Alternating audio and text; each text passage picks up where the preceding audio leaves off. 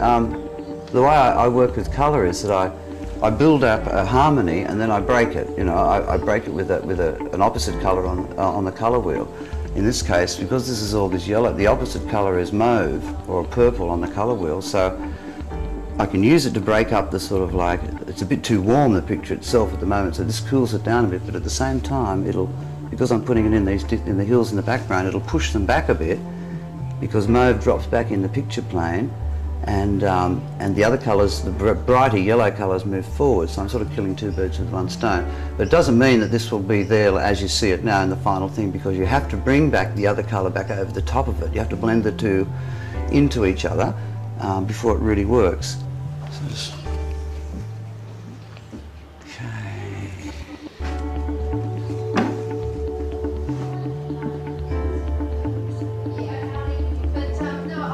and they're also about, like, you can see the houses are quite tiny, and that's the idea that we're just grains of sand in all this as well.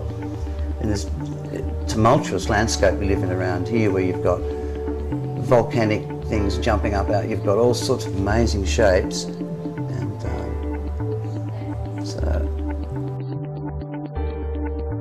Western artists and Eastern artists have been trying to come together for a long while now, and like Brett Whiteley, for instance, brought in this, I think, the thing of movement and line. Yeah, he didn't believe in, he reckoned there were no straight lines in nature, and a few other artists have said that as well, but he was mad about curves, and so he brought in that Asian idea of the chi, you know, of a big flowing brushstroke that has energy in the brushstroke itself, and no other Western artist had really done that in the same way that Brett's doing it. And I think I'm trying to carry it a step further by using gold leaf the way that the Asian people have done it.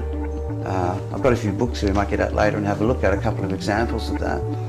But there's something about gold leaf, you know, like I was saying how the mauve drops back in the picture plane. Gold leaf actually has like almost a climatic quality about it. You know, it really does give you the feeling of sky, of space and air. And then when you put it down in the ground, it gives you the feeling of earth as well, of the crackling Australian earth. You know, I mean, it's not like that when you go out there, you can't see giant cracks in the earth, but it's more like my perspective, it's felt.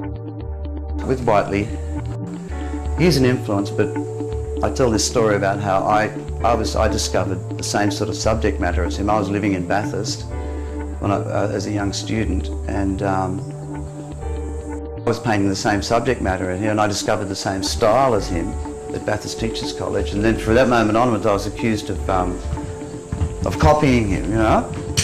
But I never copied him. I didn't even know who he was.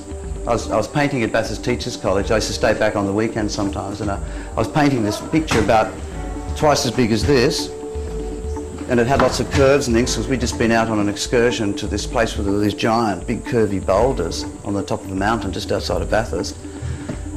And this art lecturer, Ken Unsworth, who's now a famous sculptor, he raced in and he said, "You're copying Brett Whiteley, you're copying Brett Whiteley." And I said, "Who's Brett Whiteley? I had no idea who Brett." He said, "Come on, man, don't give me that. You know who Brett Whiteley is. You're copying him, you know." So from that moment onwards, I discovered the same style as him, you know, but I had to drop my style and go off and find something else. But now that he's dead, I mean, his work doesn't really look like mine, but a couple of these little curves and things are a bit reminiscent of Brett, yeah. But I think I've developed my own style now, separate from him. But for a long while there, it was really quite miserable, you know, going to a gallery and they say, "You're copying Brett Whiteley," and I'd try and explain, no.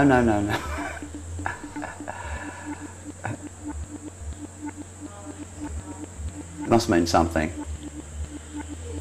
You see, so now I'll come back over the top of her and just